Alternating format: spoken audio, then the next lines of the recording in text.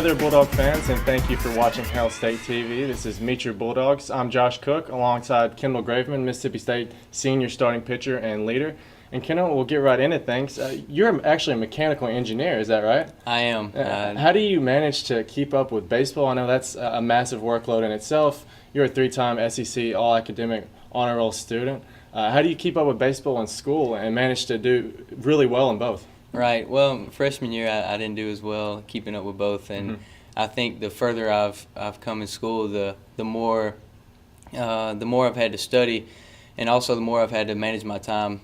Free time is something that I don't have a lot of, but I'd say the biggest difference has been on the weekends. Sometimes maybe not hanging out with friends and having to study on a Saturday night or a Friday night, and I know that in order to get that plaque of academic all SEC, then I have to work hard at it, and it's not going to come easy, but it's something I want to challenge myself with. I have to give you major props on that, being able to come home with such nice awards like that, because I know keeping up with baseball is impressive in itself. Right. And you've had some great seasons here at Mississippi State, but also keeping up in the classroom. I know it's a very difficult major in itself. And you're a senior pitcher. You're one of the leaders on this team. You're actually a co-captain along with Wes Ray.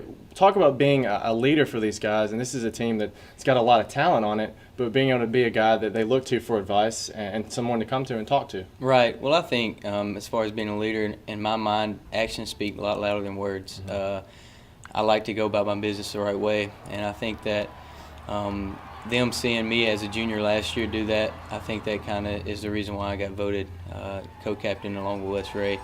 And Wes is also a great co-captain alongside me, and he has some great input on some things that we have to talk about some days. But, it's just one of those things that I feel actions, and I need to work hard, and because if you speak and don't act, then sometimes it doesn't have as good of an effect. That's definitely a tremendous honor, being a captain of such a prestigious baseball team with Mississippi State and the program that we've had over here over the years.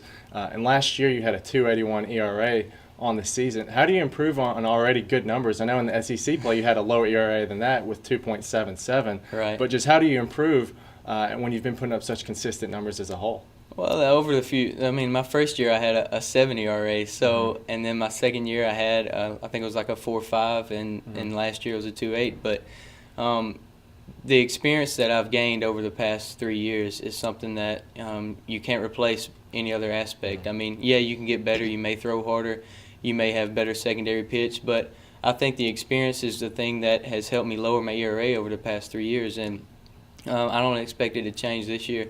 I've set goals for myself. I set pretty high goals, and one of my goals is to get below that 2.8 ERA.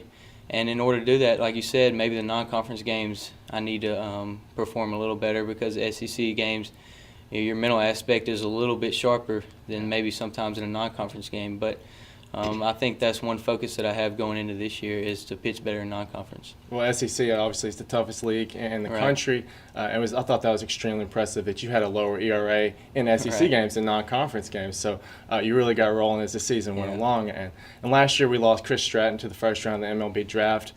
Talk about stepping up and possibly being a Friday night guy in the SEC this year, or does it really matter to you when you pitch, whether it be Friday, Saturday, Sunday? I know you've done a little bit of everything. Right, and I think it doesn't matter to me, actually. I've talked to Coach Thompson, and I've told him multiple times whatever I can do to help this pitching staff is what I need to be doing.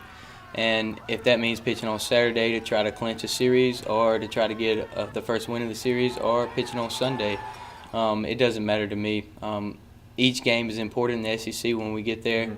So the starter for each Friday, Saturday, and Sunday game has a very important role, and I don't think one is more important than the other.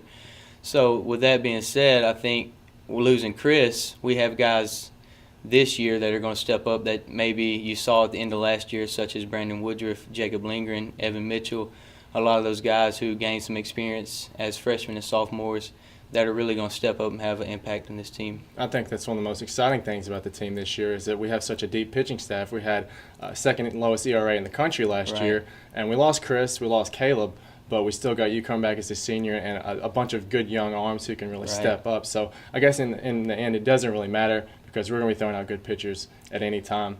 And throughout the course of the season, I know there's going to be some rain delays. What actually goes on? Could you tell us some insight? What goes on in the clubhouse? I think a lot of people think of people playing cards and running around pulling pranks on each other. Right. What happens in the clubhouse then? I know one game we had a rain delay, and we set up trash cans in the locker room and played horse like it was a basketball goal.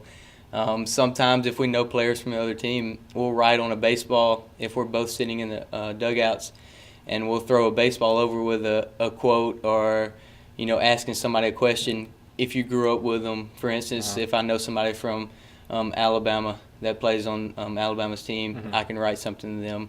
So little things like that, jokes. Ross Mitchell and Evan Mitchell both like to they like to rap and make up freestyles about each other, so that's pretty funny. Ross's videos dancing on YouTube and things like that. So for the most part, it's just a fun type. It is. It's kind of relaxed. It's not to be uptight because we know that once the game starts again, we'll be focused, and that's one thing that this team's able to do is to turn off the switch of focus, and then when the game starts again is to get back focused. Absolutely. Your first year, we only won 6 SEC games. Just how much or how far has this team come in the last few years? Because we started off very slow in John Cohen's tenure. We were rebuilding a little bit, but looking forward to this season. Just how far has this team come, and you personally? Right. My freshman year, like you said, won 6 games in conference, and I don't think a lot of people were buying into what the coaches were telling us. It wasn't anything to do with the coaching staff, what they were teaching us, because what they were teaching us then is what they're teaching us now. I just know this whole team is bought into what Coach Cohen, Coach Thompson, Coach Migion, now Coach Wells, Coach Dry, everybody is bought into what they're believing. And when you get a team on the same page as everyone else, then that's when you start to win a lot of games. You don't have any people trying to do their own individual stats. Everybody's trying to play as a team. And I think that my freshman year, we had talent. I mean, there was no lack of talent. This year is the same situation, but I think we have the pieces on this team to perform a little better than my freshman year. That's a great philosophy to have. We've got a lot of great coaches and players here. Looking forward to a great season from you. Thanks for stopping by, Kendall. And until next time, and look forward to a great year and Mississippi State as a whole. Hopefully we can go a long way. But for Meet Your Bulldogs, I'm Josh Cook. For more information, you can visit hellstate.com on the Mississippi State baseball team and all sports. Thanks for joining us.